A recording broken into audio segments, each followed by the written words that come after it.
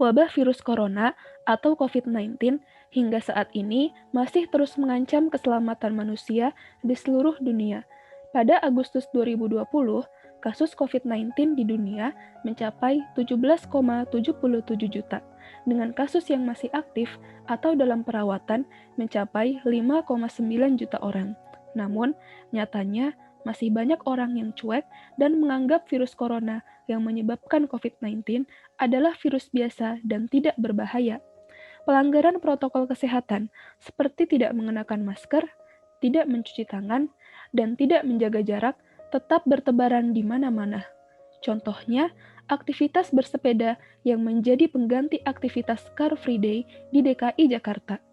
Tak terhitung jumlah orang yang dengan sukarela berjejal dalam kerumunan. Bahkan, beberapa di antaranya tidak mengenakan masker. Contoh lain yaitu saat mengantri di pusat perbelanjaan. Pengunjung tampak tak mengacuhkan rambu jaga jarak berupa tanda silang untuk merenggangkan jarak antrian dan malah berdiri di atasnya. Padahal, data membuktikan bahwa tingkat kepatuhan terhadap protokol kesehatan berbanding lurus dengan angka kasus COVID-19.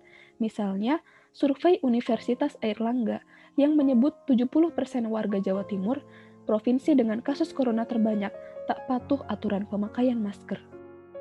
Lantas, mengapa masih ada masyarakat yang begitu cuek dan siapa sajakah mereka? Psikolog Ajeng Raffiando menilai orang-orang semacam itu bisa berasal dari berbagai latar belakang. Pertama, mereka yang tak pernah menerapkan protokol kesehatan sejak awal merasa sehat-sehat saja, serta merasa kebal terhadap COVID-19. Belum lagi, masyarakat yang lebih percaya terhadap isu teori konspirasi dibanding bukti-bukti ilmiah tentang virus corona. Kedua, menurut Ajeng, orang-orang yang denial, di mana mereka sudah merasa lelah menerapkan protokol kesehatan sejak 3 bulan terakhir, lalu ingin kembali ke masa normal sebelum pandemi terjadi. Menurutnya pula, masa new normal bukan berarti kembali ke masa normal sebelum pandemi terjadi, tapi ada perubahan yang sifatnya dinamis.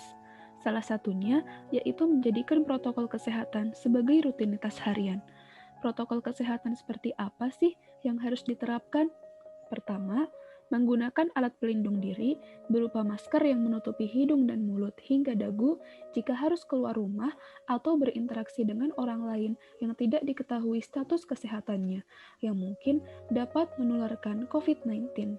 Apabila menggunakan masker kain, sebaiknya gunakan masker kain 3 lapis. Kedua, membersihkan tangan secara teratur dengan mencuci tangan menggunakan sabun dengan air mengalir atau menggunakan cairan antiseptik seperti hand sanitizer.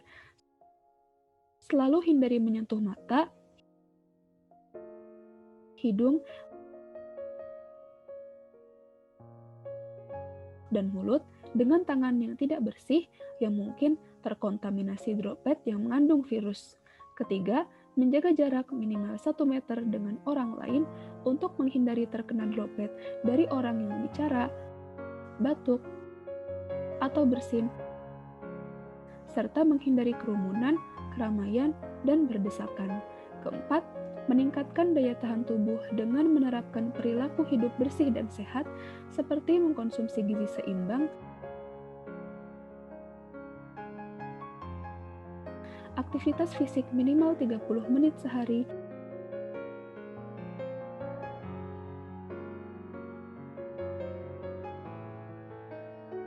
dan istirahat yang cukup minimal 7 jam. Serta menghindari faktor risiko penyakit. Orang yang memiliki komorbiditas atau penyakit penyerta atau kondisi rentan seperti diabetes, hipertensi, gangguan paru, gangguan jantung, gangguan ginjal, kondisi imunokompromised atau penyakit autoimun, kehamilan, lanjut usia, anak-anak, dan lain-lain harus lebih berhati-hati dalam beraktivitas di tempat dan fasilitas umum. Menghadapi pandemi COVID-19 yang tidak tahu kapan selesainya ini memang melelahkan. Namun, bukan berarti kita menyerah begitu saja dengan keadaan, kan?